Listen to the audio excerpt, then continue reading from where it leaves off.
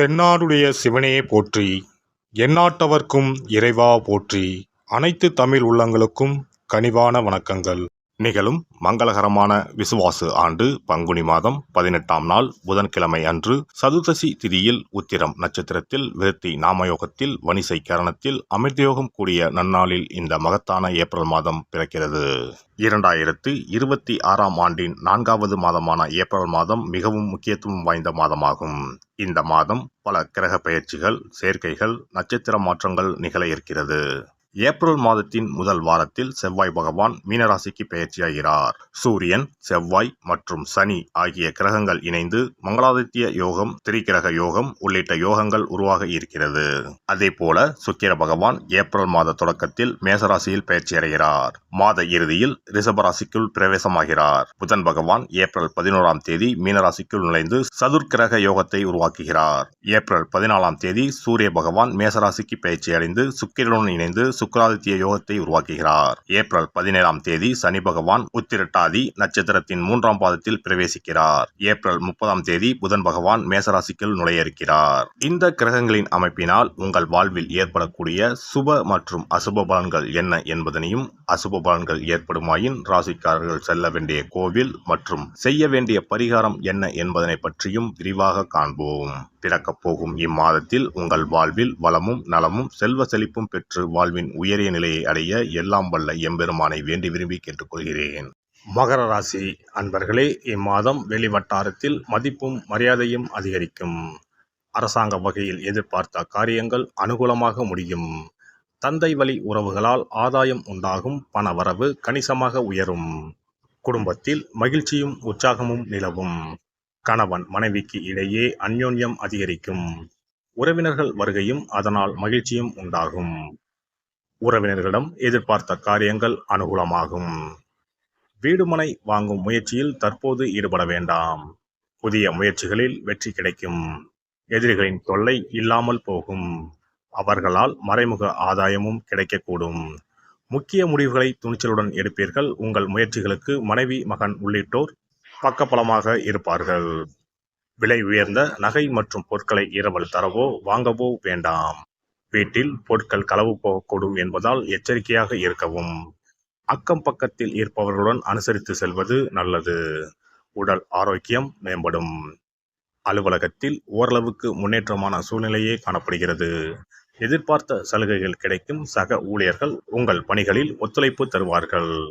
உங்கள் கோரிக்கைகள் ஏற்றுக்கொள்ளப்படும். பதவி உயர்வு, ஊதிய உயர்வு கிடைப்பதில் இருந்த தடைகள் விலகும்.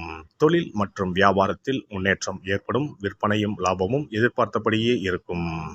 அரசாங்கத்திடம் எதிர்பார்த்த லைசென்ஸ் போன்ற விஷயங்கள் எளிதாக முடியும். வியாபாரத்தை விரிவுபடுத்தும் எண்ணம் இருந்தால் அதற்கான முயற்சிகளில் இந்த மாதம் ஈடுபடலாம். குடும்பத்தை நிர்வகிக்கும் பெண்களுக்கு மாதத்தின் பெரும்பகுதி மகிழ்ச்சி தருவதாகவே இருக்கும். கணவரிடம் எதிர்பார்த்த காரியங்கள் அனுகூலமாகும். உறவினர்களிடையே மதிப்பு மரியாதை அதிகரிக்கும். அலுவலகம் செல்லும் பெண்களுக்கு எதிர்பார்த்த சலுகைகள் கிடைக்கும். வியாழக்கிழமைகளில் தட்சிணாமூர்த்தி வழிபாடும், ஞாயிற்றுக்கிழமைகளில் சரபேஸ்வரர் வழிபாடும் நலம் சேர்க்கும். ஒரு முறையாவது குலதெய்வத்தையும் இஷ்ட தெய்வத்தையும் ஒரே நாளில் சென்று தரிசித்து வாருங்கள். கடன் பிரச்சனைகள் தீரும். குடும்பத்தில் மகிழ்ச்சி நிலவும். மன நிம்மதி உண்டாகும். சிறப்பு தொகுப்பு. கண் திருஷ்டிகள் அகன்று தடைப்பட்டு கொண்டிருக்கும் காரியங்கள் நிறைவேற செய்ய வேண்டிய பரிகாரம் என்ன என்பதனை பற்றி காண்போம். வாழ்க்கையில் நல்ல நிலையில் இருந்தவர்கள் கூட திடீரென்று பொருளாதாரம் இழந்து மன கஷ்டங்களுடன் வாழும் நிலை ஏற்படும். இந்த நிலை எதனால் ஏற்பட்டது என்று ஆராய்ந்து பார்த்தால் பெரும்பாலும் அவர்களின் மீதான கண் திருஷ்டிதான் காரணமாக இருக்கும். கல்லடி பட்டாலும் கண்ணடி படக்கூடாது என்று சொல்வார்கள் அல்லவா? அது உண்மைதான். இது போன்ற பிறரின் பொறாமை கொண்ட கண் திருஷ்டியினால் பலரின் வாழ்க்கை சிரமத்திற்கு ஆளாக நேரிடும். இது போன்ற கண் திருஷ்டிகளிலிருந்து எப்படி தப்பிப்பது? இருக்கவே இருக்கிறது எளிதாக கிடைக்கும் ஊமத்தஞ்செடி. தெய்வ சக்தி நிறைந்த செடியாக கருதப்படும் ஊமத்தஞ்செடியின் காய், பூ, இலைகள் என அனைத்தும் தீய சக்திகள் விரட்ட பரிகாரத்துக்கு பயன்படுகிறது. பொதுவாக ஊமத்தம் காய்க்கு கெடுதலை அகற்றக்கூடிய சக்தி உண்டு. நம் வீட்டில் உள்ள எதிர்மறை சக்தியை அகற்றுவதற்கு ஊமத்தங்காய் தீபம் சிறந்த பரிகாரமாகிறது. தெய்வீக மகத்துவம் நிறைந்த ஊமத்தங்காய் மற்றும் பூவையும் எடுத்துக்கொள்ளுங்கள். வீட்டுக்கு அருகில் இல்லை என்றால் நாட்டு மருந்து கடைகளில் கிடைக்கும். இந்த 2 பொருட்களையும் மஞ்சள் தண்ணீரை கொண்டு நன்றாக கழுவி விடுங்கள். சிறிது நேரம் அவற்றிலுள்ள ஈரம் போக ஆறவிட்டு பிறகு அவற்றை ஒரு மஞ்சள் துணியில் குலதெய்வத்தை வேண்டி ₹1 நாணயத்தோடு சேர்த்து முடிந்து வீட்டின் நிலைப்படியில் கட்டி தொங்க விடுங்கள். இந்த முடிச்சை வெள்ளிக்கிழமை அல்லது ஞாயிற்றுக்கிழமைகளில் தயார் செய்து வாசல் படியில் கட்டுவது சிறப்பு. தினமும் வீட்டில் தீபம் ஏற்றி காண்பிக்கும் போது இந்த முடிச்சுக்கும் காண்பிக்கவும். இதேபோல் ஊமத்தம் இலைகள் கிடைத்தால் அந்த இலைகளை சுத்தமான மஞ்சள் தண்ணீரில் கழுவிவிட்டு அவற்றை கொண்டு வீட்டில் இருக்கும் விநாயகருக்கு திங்கள் கிழமைகளில் தொடர்ந்து அர்ச்சனை செய்து வர வேண்டும். ஊமத்தம் பூவையும் விநாயகருக்கு சூட்டலாம். 3 வாரங்கள் தொடர்ந்து திங்கள் கிழமைகளில் விநாயகருக்கு ஊமத்தை இலையால் அர்ச்சனை செய்து ஊமத்தம் பூவை சூட்டி வழிபட்டால் வீட்டில் உள்ள கெட்ட சக்தி நடமாட்டம் மற்றும் கண் திருஷ்டிகள் தீரும். ஊமத்தம் செடியும் சிவபெருமானுக்கு உகந்த இலை ஆகும். இந்த ஊமத்தங்காய் வைத்து சிவபெருமானுக்கு தீபம் ஏற்றி வழிபடுவதன் மூலம் நமது பிரச்சனைகளில் இருந்து எளிதாக விடுபட முடியும். முதலில் 2 ஊமத்தங்காய்களை எடுத்துக்கொள்ள வேண்டும். அவற்றின் மீது முட்கள் இருப்பதால் மிகவும் கவனமாக கையாள வேண்டும். ஊமத்தங்காயின் காம்பு பகுதிகளை வெட்டி கொண்டு கத்தியை பயன்படுத்தி ஊமத்தங்காயின் உள்ளே இருக்கும் விதை பகுதியை முழுவதுமாக நீக்கிவிட வேண்டும். பின்னர் 2 அகல் விளக்குகள் மற்றும் விளக்கு வைப்பதற்கான 2 தட்டுகளை எடுத்து சுத்தம் செய்து அவற்றிற்கு மஞ்சள் குங்குமம் பொட்டு வைத்துக் கொள்ள வேண்டும். பின்னர் 2 தட்டின் மீதும் ஒவ்வொரு அகல் விளக்கை வைத்துக் கொள்ள வேண்டும்.